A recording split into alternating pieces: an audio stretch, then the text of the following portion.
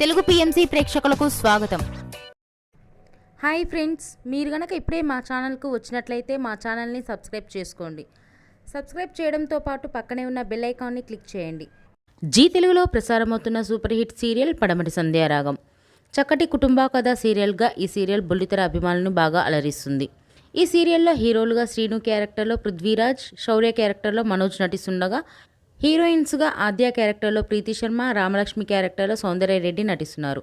రఘురామ్ క్యారెక్టర్లో సాయి కిరణ్ నటిస్తున్నారు. తాజాగా రామలక్ష్మి తన లేటెస్ట్ ఫొటోస్ని అభిమానులతో పంచుకుంది. ఆ ఫొటోస్ని మనం కూడా చూసేద్దాం.